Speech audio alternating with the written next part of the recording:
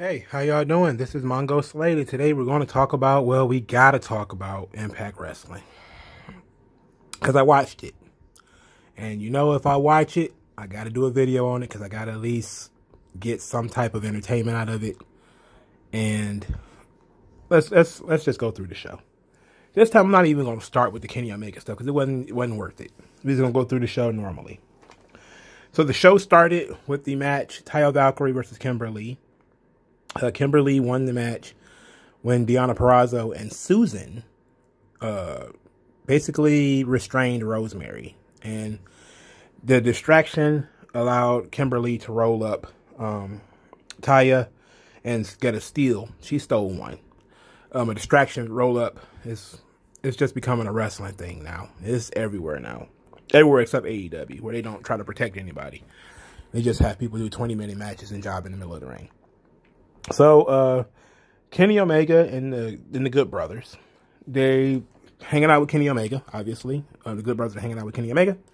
Kenny Omega's complaining about somebody drunk his last, I don't know what it was supposed to be, beer, soda pop. You know, and him is probably sweet tea. Don Callis wanted them to focus up because they had to be ready for Hard to Kill.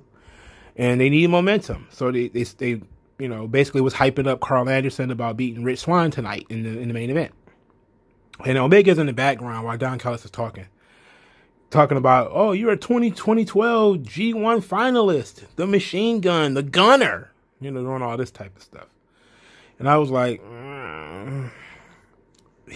they gonna turn Carl Anderson into fucking Al Bundy.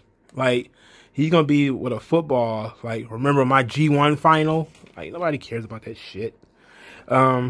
So they did another paid ad by Tony Khan. This one's even worse than the other ones.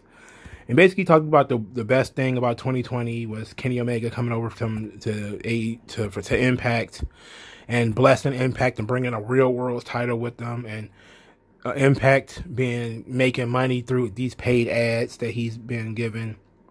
They ran down the card for the New Year Smash Part 2. And then he says that he's not so sure what's so good about the Good Brothers, and he's not sure that they're real brothers. I just kind of like, it's cringe. It's cringe, bro. Like, this stuff hurts. This hurts because it could be good, and I would love for somebody to reverse course one day. Like, maybe that's what they'll do on New Year's Smash. You know, they'll have Scott D'Amore buy time on AEW, and he can roast AEW a little bit. You know, he needs to. Somebody needs to. Somebody needs to do something. So they did a Sami Callihan promo where he essentially said that this would be his final match with Eddie Edwards, and it will be Barbed Wire Massacre. They're going to do a barbed wire match. Eddie Edwards versus Sami Callihan and Hard to Kill. And I said to myself, if it's not going to be Terry Funk versus Sabu, it's worthless. And I don't even like hardcore barbed wire matches. Like, I think hardcore wrestling is some real goofy shit. It takes no talent to do it. But so of course the Warthog wants to do hardcore matches. But if you're going to do a spectacle, like, barbed wire matches are a spectacle, like, you know, a cinematic match. And I'm okay with it from that perspective. Like, okay, we're not going to do barbed wire matches all the time. We're just going to make this for a special occasion. And this is for a legitimate feud that has been going on for a long time. Right? I think they've actually had cage matches before and stuff like that. So they kind of have to blow this off in a big way. So them doing a barbed wire match between just these two guys and a match that they've been building up for over a year, I'm fine with that. Okay? So here's hoping that it's bloody as hell. And finally, it brings some finality to this storyline. And hopefully Eddie Edwards wins this match. But I wouldn't be surprised if Sami Callihan won. Again, contracts are a motherfucker. Who knows what the hell is going to happen with Sami Callihan and his contracts. Well, I think Sami Callihan just resigned. So I don't know about Eddie Edwards, I mean. So it's hard to tell. But I'm okay with the barbed wire massacre just because this feud kind of calls for it. So I'm cool with that. So So we get the next match, which is Rohit Raju versus Chris Bay. Well, Rohit Raju and Chris Bay versus Manic and Suicide. For some reason, this was supposed to be Manic and TJP, but somehow we just get Suicide, and that was just kind of like, whatever. So Raju and Bay won, with Chris Bay pinning Suicide. A lot of choreographed offense, of course, because it's X Division. No, the match at the pay-per-view will be Rohit Raju versus Chris Bay versus Manic in a triple threat match. Okay. You know, I don't know. I think Manic just wins. You know, that's it. It's just they need to do something interesting, but they don't have any interesting people in this division. Other than Chris Bay, there's nobody interested in this division anymore. This was hoping that the Super X Cup will change things, and maybe the next round of tapings will have better performers in it. Maybe we'll get Casey Navarro and Trey Lamar and Ace Austin back in here. Blake Christian, sure, I guess. If we got to have somebody who looks like they serve Starbucks, then sure. You know, you got to have a barista like a motherfucker. Sure, why not? So Taya was upset about losing to Kimberly, you know, on the heels of her big title match, by the way, because she's about to wrestle Deonna Purrazzo for the title. Obviously, she's not going to win. But, so she's upset, and she says, well, she's got to get it together because she needs to be in Rosemary's corner when Rosemary wrestles Tenille Dashwood. And so Rosemary says that you have a big title match this Saturday. You just go relax and prepare for that. We've got something planned. And so Taya leaves, and Rosemary kind of looks very evil and looks very strange. And, you know, that was the end of that segment. So the next match was Diener, not Cody Deaner. They changed his name to just Diener. They pulled a WWE. And versus Tommy Dreamer. And the match ended in disqualification because Diener, who is not Cody Deaner anymore, started smacking Cousin Jake. He smacked him like 3 or 4 times, and then Cousin Jake hit him and got disqualified. And then it was a big rumble between all of these guys. So at the pay-per-view, it's going to be Tommy Dreamer, Rhino, and Cousin Jake versus Cody Deaner, Eric Young, and Joe Doring in a 6-man hardcore match. So we got a barbed wire match. We got a 6-man hardcore match. I don't see any reason why Eric Young's team wouldn't win this match, because Tommy Dreamer is a fucking job guy. Why does he need to win? Nobody on this team is any good. Dreamer is old and fat, and he's been a job guy for 21 years. Literally. Tommy Dreamer lost more matches in ECW than he won, if we want to be honest. You know, maybe that was by design, but he lost far more matches than he won. Rhino is washed, and Cousin Jake has no experience in this. So not no experience in this situation. And Eric Young is a guy who was just the world champion not too long ago. Joe Doring is being pushed as a monster, and Diener is fresh off of a new turn. So you don't really want to beat these guys. So you probably get some blood in this one too, more than likely, because Tommy Dreamer is involved. So that ought to be interesting. I'm just going to go with Diener and Eric Young's team. So Kiera Hogan and Tasha Steelz were signing a contract, I guess, for their Knockouts Tag Team Championship match, and they got into an argument with Havoc and Nevaeh, and Havoc and Nevaeh hemmed them up, and that match is going to be at Hard to Kill as well. They're going to crown the Knockouts Tag Team Champions. I don't know if this is a new lineage or a continuing lineage. Those lineage videos, like the WWE Tag Team Division, their lineage, absolute dog shit. I have no idea when the WWE Tag Team Championships began. Or because you have the Raw versions and the Tag and the SmackDown versions, and the SmackDown versions are only like 5 years old.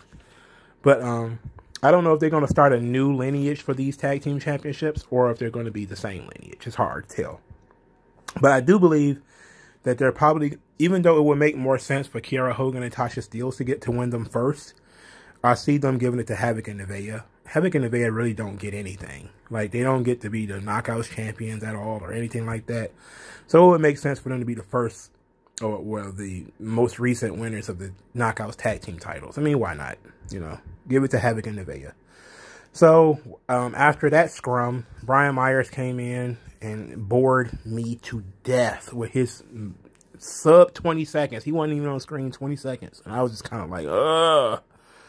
Anyway, he was bragging about beating Josh Alexander, and Josh Alexander denied that he really lost, and said there was extenuating circumstances. And then Scott D'Amore said there was going to be a rematch, but I don't think he said when.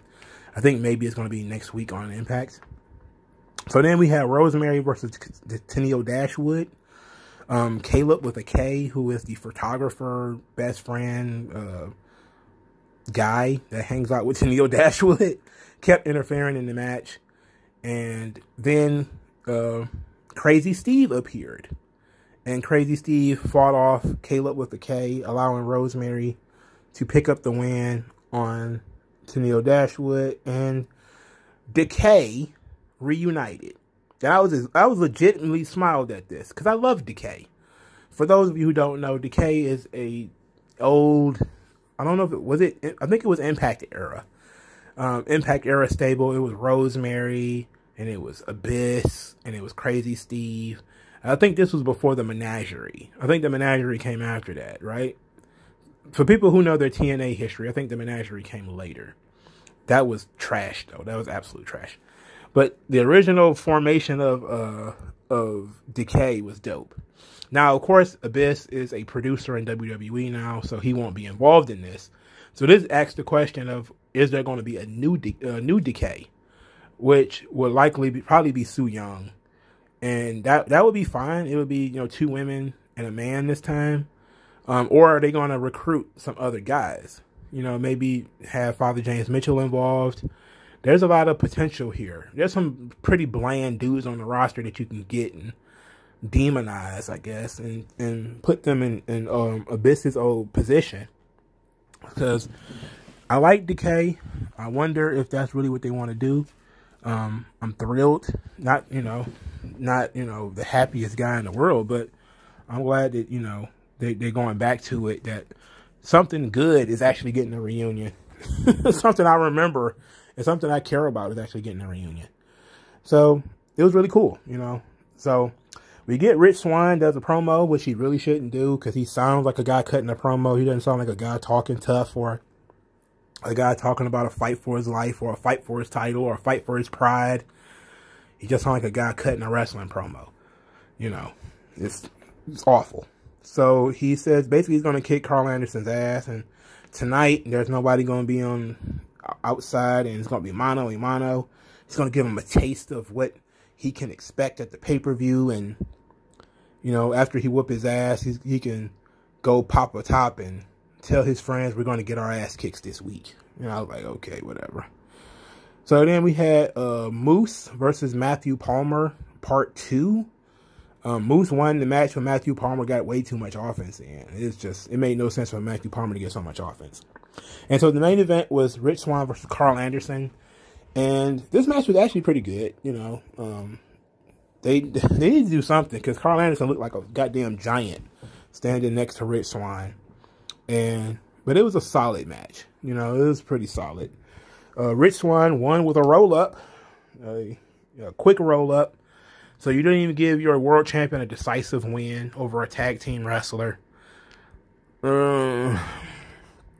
Well, look, I get that you're trying to protect Carl Anderson for, the big match Saturday. But Rich Swann is your world champion. Why would you not want to just put your world champion over strong? I mean, just put him over strong. Have him beat him with his finish. And just to prove a point. Like, I am the world champion, and if you go one-on-one with me, I will win. But having him wrestle from underneath, for starters, treating him like an underdog, which was, I guess that works for Rich Swann as much as he's always an underdog anyway. But once you're like the world champion, that underdog stuff kind of needs to go away. Especially since Carl Anderson isn't like some established top level. Like it makes sense if you're underdog and you're going against like Bill Goldberg or somebody like Kurt Angle, somebody who has a reputation for being very, very, very, very, very, very, very, very, very, very, very, very, very, very, very, very, very good, right? Real good. Somebody that crushes people, that can win the title in an instant, and you're a freshly minted champion. That would make sense. But in this situation, you're talking about a guy in Rich Swann who's been champion for a while now. And this was an opportunity for him to really stick a statement.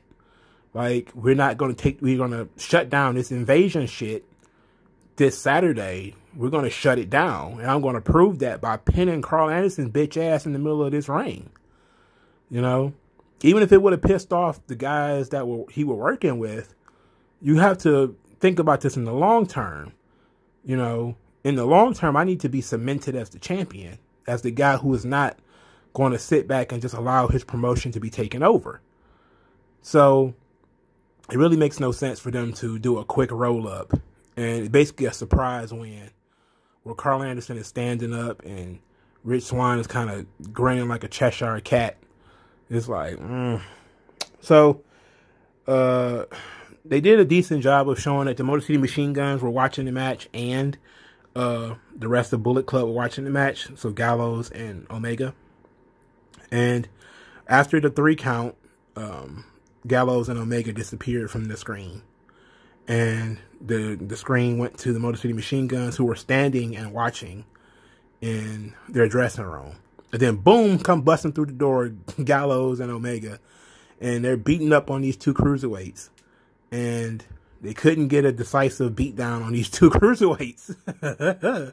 And then, of course, Rich Swann comes in there and he fights. And it's basically a 50-50 fight, where the last 2 things you see is Omega punching Anderson and Omega, and it goes off the air. Wait, what did I say? The last thing you see is Swann punching Anderson and Omega. Okay, yeah. That felt right. It didn't feel right at first. So it was weird. It was a stupid episode of and I think that obviously the outsiders, the invaders, are going to win. Omega and the Bullet Club are obviously going to beat the stalwart Impact guys. It only makes sense because you're building up the invasion. So you can't put the invasion down immediately. But you need to have the momentum on the side of the guys who are defending their home turf. So it really didn't do... It's not doing nothing for me anyway, because I'm not a fan of anybody involved. You know, so even though I do like the Good Brothers, I don't like the Bullet Club. I think the Bullet Club is corny as hell. You know, but I take things how they are. And if you presented it in a good way, even if I don't like it, I could give it some credit. But you're presenting something that I already don't like in a way that I don't find compelling or in any way interesting. I got to shit on it, you know. And this was the shits. This was the shits. You had 2 opportunities to put over Motor City Machine Guns and Rich Swann strong and make the Bullet Club put some cracks in the armor. Like, yeah, he beat Carl Anderson clean, and then they beat him up in the back, you know. So the Bullet Club have to figure out how they're going to beat these guys, because they're defending their home turf. They're fighting, right? So, or even you can even do the stupid 50-50 booking and have Rich Swann win the match clean, beat him with his finish, and then Carl Anderson and Kenny Omega and all those guys jump them after the match. You know, that would have been fine. You know, just to get some heat on them. Or you could have did the reverse and have Carl Anderson steal a win, and then have the Motor City Machine Guns and Rich Swann beat them up after the match. You could have done some 50-50 shit like that. But doing 50-50 shit like this, where you had a roll-up win, so it was kind of a fluke. And then you really didn't beat off the bad... You didn't beat off. You really didn't run off the bad guys from your sacred space. You basically went 50-50 with them, and then the cameras went off. Because nobody could afford to look weak. Therefore, nobody looked strong. Therefore, nobody had any momentum going into the pay-per-view. It's bullshit. So, I don't know. I do believe that Kenny Omega and the Good Brothers will win. Of course they're going to win. And that's going to lead to Omega versus Swann. Or Omega versus Moose. However that's going to work. I don't know. It's interesting. That part at least is interesting. Because Swann does have to wrestle Moose. And you do have the idea of Omega probably going to want to take that title. But how are you going to get there? And this is one of the problems with the crossover. Because then what happens if Rich Swann loses to Kenny Omega and then loses to Moose. Then you're going to have Moose versus Kenny Omega? Or you're going to have Rich Swann beat Moose and lose to Kenny Omega? That's just insane. That's insane. I cannot imagine that. But that's probably exactly what it's going to be. Where Kenny Omega's going to get the pay-per-view match and Moose is going to get like a random TV special. Whatever, man. Whatever. Let me know what you guys think in the comment section below. Like this video. Share this video. Subscribe to this channel. Spread the word of 3 Count Commentaries. I appreciate everybody who listens to my channel and who subscribes and who comments. Thank you guys for trying to build something nice right here. And I'll talk to you guys later. Yeah. Yeah.